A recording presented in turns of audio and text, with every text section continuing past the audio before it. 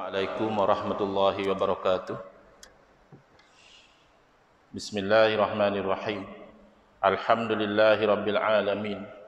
Wa afdalus salati wa atammu taslimi ala sayyidina Muhammadin wa ala alihi wa sahbihi ajmain.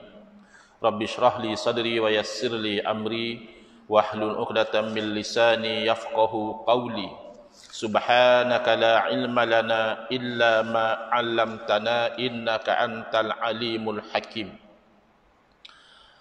Allahumma akhrijna minaz zulumatil wahmi wa akrimna binuril fahmi waftah alaina bima'rifatil ilmi wa sahhil akhlaqana bil hilm waj'alna mimman yastami'una al-qawla fayattabi'una ahsana.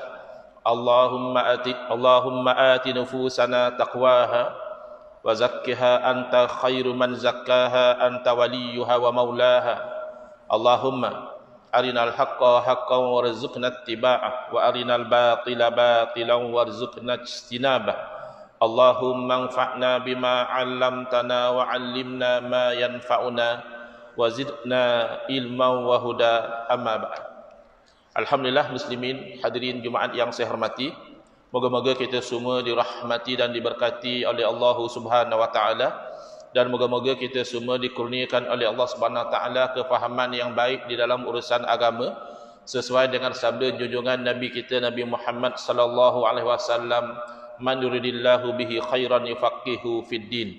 Barang siapa yang Allah nakkan dengan dia kebaikan, nescaya Allah beri dia faham dalam urusan agama. Dan moga-moga kita semua dikurniakan oleh Allah Subhanahu wa taala akhlak yang mulia sesuai dengan sabda Nabi sallallahu alaihi wasallam, innama buistu liutammima makarimal akhlak. Hanya saja saya dibangkitkan demi untuk menyempurnakan kemuliaan akhlak. Alhamdulillah, hari ini insya-Allah kita akan menyambung pengajian kuliah Jumaat bulanan, iaitu hari Jumaat yang kedua anjuran Masjid Bukit Aman menggunakan kitab Kekeliruan Ummat. Inilah jawapannya susunan Al-Fadil Ustaz Muhadir bin Haji Jul hafizahullah taala wa nafa'ana bihi wa bi'ulumihi fid daraini amin. Kita sampai ke muka surat 127. Soalan: bolehkah bertawassul dengan orang yang sudah meninggal dunia?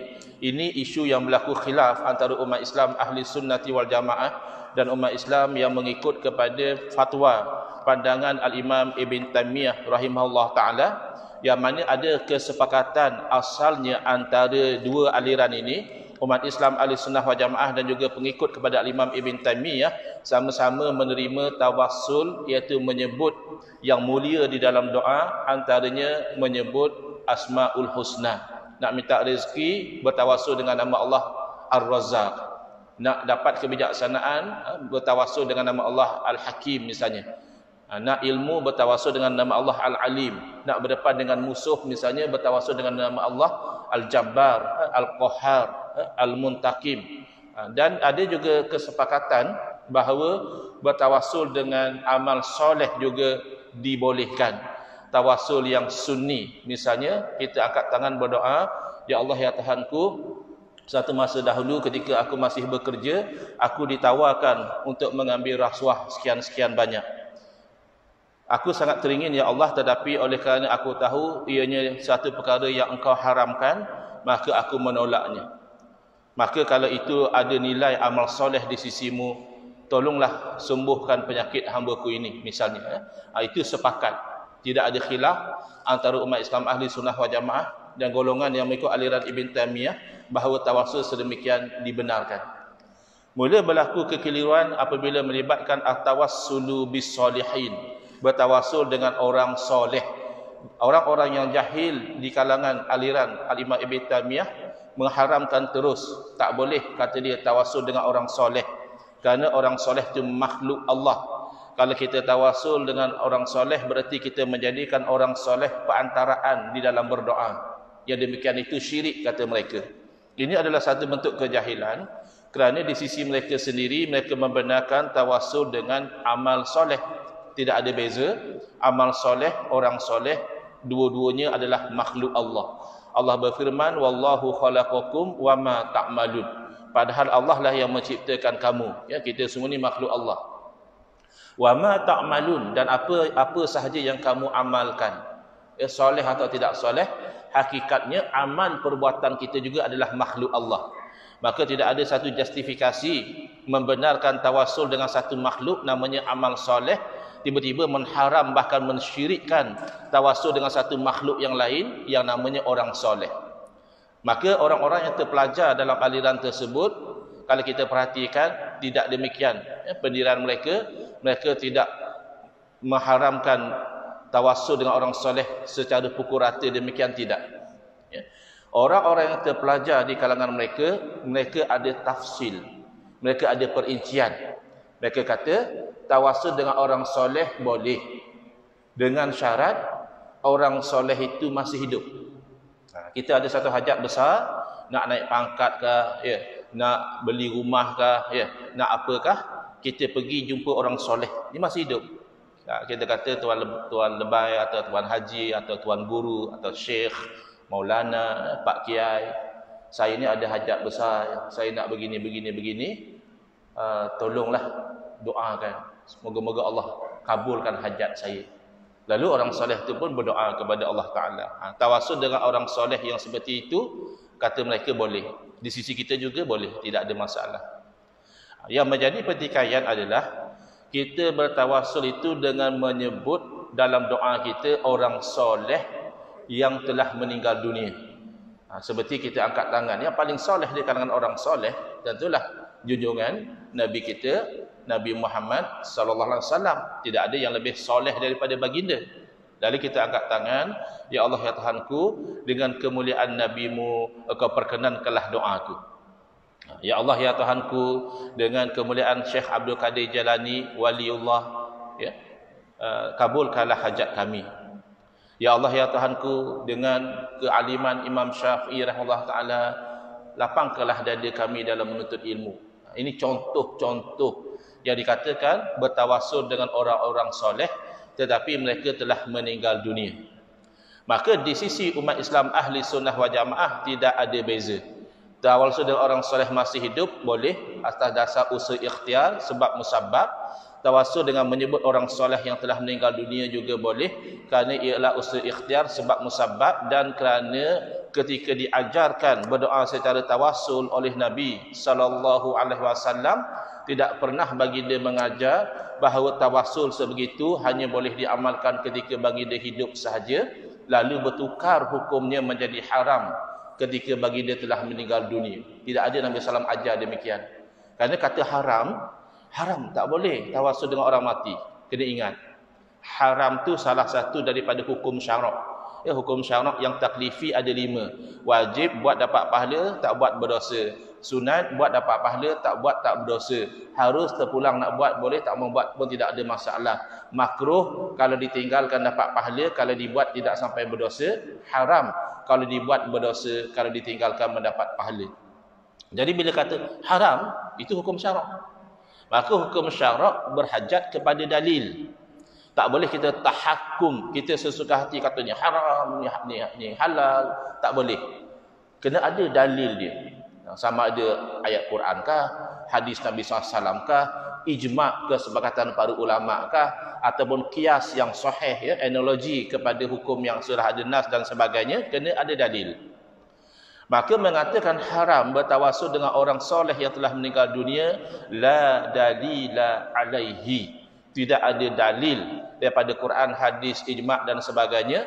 Hanya semata-mata fatwa daripada Al-Imam Ibn Taymiyah, yang mana fatwa beliau telah melanggar kesepakatan ijma' para ulama. Sebelum daripada beliau, tidak ada yang seperti beliau mengharamkan tawassul semata-mata kerana orang soleh itu telah meninggal dunia.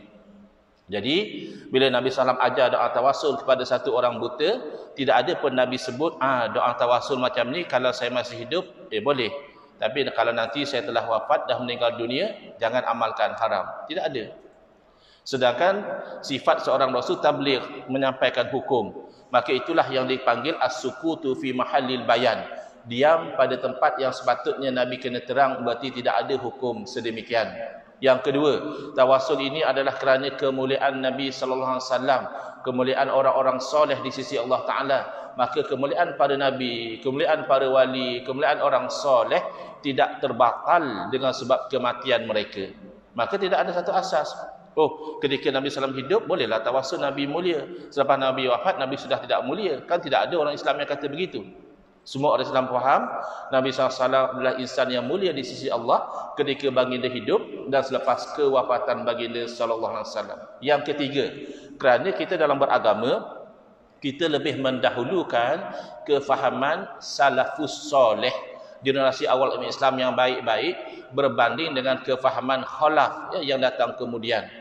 Jadi salaf iaitu sahabat Nabi yang bernama Utsman bin Hunayf radhiyallahu anhu pernah mengajar doa tawassul ini kepada seorang lelaki untuk diamalkan ketika Sayyidina Utsman bin Affan radhiyallahu taala anhu menjadi khalifah. Maknanya lama selepas kewafatan Nabi SAW, sahabat masih mengajar doa tawassul dengan Nabi untuk diamalkan.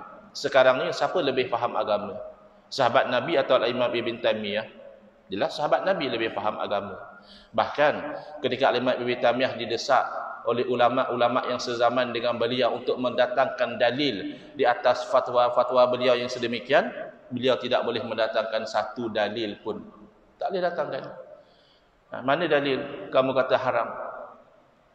Akhirnya beliau mengatakan saddan lizari'ah, sekat jalan. Kok nanti orang tawassul dengan orang mati, nanti disembah orang mati jadi syirik. Disembah orang mati, sembah orang hidup juga syirik. Adakah minta tolong orang hidup juga dilarang, takut nanti dia menyembah orang hidup? Dia sembah orang hidup sama saja syirik. Tidak ada sedemikian. Maka dihujah oleh para ulama sezaman dengan beliau, bukan demikian sad zari'ah, sekat preventive measure, bukan sampai ke tahap itu. Kalau memang begitu tahap preventive measure, tidak apa asbab semata-mata bimbang takut nanti jadi syirik, maka adakah diharamkan menanam anggur kerana bimbang nanti anggur itu diproses jadi arak? Adakah diwajibkan lelaki-lelaki dipotong kemaluan mereka, bimbang nanti mereka salah guna kemaluan mereka untuk berzina? Bukan demikian sadu zari'ah. Maka bahkan sampai sekarang tidak ada dalil. Bukan saja Imam Ibn Taymiyah gagal mendatangkan dalil kepada ulama-ulama yang sezaman dengan beliau, bahkan saya sendiri secara peribadi ada pengalaman berdialog dalam satu mesyuarat yang tertutup dengan tokoh-tokoh yang berpegang dengan pegangan Imam Ibn Taymiyah, mengharamkan tawassul dengan orang yang telah meninggal dunia, bahkan istighosah dan sebagainya. Saya tanya kepada mereka, ada tidak dalil? Maka yang berkenaan jawab, dalil banyak dalam Quran semua. Maka saya kata kalau macam tu, bakmailah satu dalil. Ya. Jadi ada saksi-saksi dan ada rakaman pun, cuma rakaman itu mesyuarat tertutup. Sampai habis mesyuarat, satu dalil pun mereka tidak boleh bawa. Satu dalil pun mereka gagal bawa untuk mengatakan bahawa perkara itu haram sebagaimana difatwakan oleh Imam Ibn Taymiyah. Dalam dialog terbuka, yang ini dialog terbuka, boleh tonton di YouTube. Saya tanya kepada orang yang berdialog dengan saya, ada tidak dalil, ada tidak salafus soleh? 4 dalil saya sudah tanya. 14-15 orang PhD holder tidak bawa satu dalil pun. Jadi saya tidak mau tanya dalil. Yang kawan hamba Allah ni pun seorang, PhD pun belum ada. So kalau yang 14 orang PhD holder pun tak bawa dalil, saya tidak ada harapan besar sangatlah yang seorang ini untuk bawa dalil.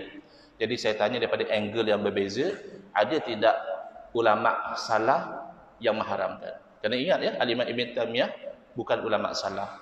Beliau ulama yang datang kemudian. 700 tahun lebih selepas kewafatan Nabi SAW barulah bangkit Imam Ibn Taymiyah. Tidak mungkin bila lebih faham agama berbanding generasi 300 tahun yang pertama. Ada tidak ulama salaf? Akhirnya yang berdemikian, yang orang yang dialog itu berkata ada. Iaitu Al-Imam Ibn Aqil, kata dia, mengharamkan. Jadi pertama, Al-Imam Ibn Aqil bukan ulama salaf. Itu kesalahan pertama beliau. Yang kedua, Al-Imam Ibn Aqil termasuk ulama yang mengamalkan, bukan mengharamkan, bahkan beliau mengamalkan. Jadi ini tidak ada dalil. Jadi bila ditanya soalan, boleh tidak tawassul dengan orang yang sudah meninggal dunia? Ulama besar zaman khilafah Utsmaniyah, iaitu ketika khalifah umat Islam itu berada di Turki. Jadi Syekh Yusuf An-Nabhani rahimahullah taala berkata, fala farqa fit tawassuli bin nabi sallallahu alaihi wasallam wa ghairihi minal anbiya wal mursalin salawatullah wassalamu alaihi wa alaihim ajmain. Tidak ada beza ketika mana bertawassul dengan nabi sallallahu alaihi wasallam atau nabi-nabi yang lain. Wa kadzalika bil anbiya'i was salihin, bahkan dengan tak mesti nabi lah, kita dalam doa itu kita sebut nama orang soleh. Tidak ada beza baina kaunihim ahya'an wa amwata. Tidak ada beza sama ada ketika kita tawassul itu mereka masih hidup ataupun mereka telah meninggal dunia. Kenapa? Li'annahum la yakhluquna syai'a. Kerana kalau kita nak kata orang hidup tak apalah, dia boleh buat sesuatu. Tidak ada beza. Kalau kamu lihat hakikat, orang hidup orang mati pun tak boleh buat apa-apa. Hanya la haula wala quwata illa billahil aliyil azim. Yang nampak mereka berbuat itu adalah kerana Allah tentukan. Baik. Kalau secara asbab sama juga. Ketika dia hidup kita sebut nama dia, dia mulia di sisi Allah sebab dia orang soleh. Selepas dia wafat pun dia masih mulia di sisi Allah sebab dia orang soleh. Kerana kemuliaan seseorang di sisi Allah bukan bergantung hidup atau mati. Berapa ramai orang yang hidup di dunia sekarang tidak mulia di sisi Allah. Terbukti dia melanggar perintah Allah. Dia ahli maksiat, dia ahli fasik, dia bahkan ahli kufur kepada Allah Ta'ala. Jadi kayu ukur tawassul bukan hidup atau mati. Yang hidup ada yang mulia di sisi Allah, ada yang tidak mulia. Demikian yang mati. Dan demikian kemuliaan seorang yang soleh tidak terbatal dengan kematian mereka. Wa inna ma yutabarraku bihim liqaunihim ahibba'u lillahi ta'ala. Hanya saja diambil berkat dengan menyebut nama mereka kerana mereka inilah orang-orang yang dikasihi oleh Allah Subhanahu wa taala. Innallaha yuhibbut tawabin, innallaha yuhibbul muhsinin. Banyak ayat Quran menunjukkan Allah kasih kepada orang-orang yang baik, orang-orang yang bertaubat dan sebagainya. Jadi sebagaimana kita sebutkan tadi, mengharamkan tawassul dengan orang yang telah meninggal dunia itu tidak ada dalil dipegang oleh segelintir umat Islam di zaman kita semata-mata kerana ta'assub kepada ketokohan Al-Imam Ibn Taymiyah rahimahullah ta'ala.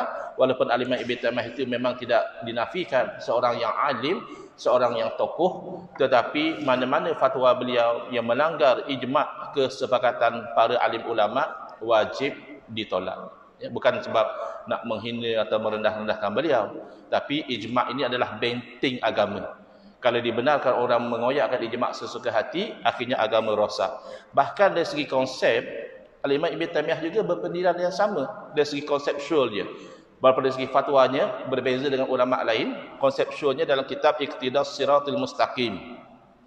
Al-Imam Ibn Taymiyah sendiri berkata, wala farqa bainal hayyi wal mayyiti kama za'ama ba'duhum. Tidak ada beza antara orang yang masih hidup atau orang yang telah meninggal dunia sebagaimana yang didakwa oleh sebahagian mereka. Waqad sahha an ba'dis sahabati annahu amara ba'dal muhtajina ayyatawassalu bihi sallallahu alaihi wasallam ba'da mautihi fi khilafati Utsman radhiyallahu anhu. Dan telah sahih riwayat bahawa sebahagian sahabat menyuruh orang-orang yang ada hajat supaya mereka itu bertawassul dengan Nabi SAW selepas dia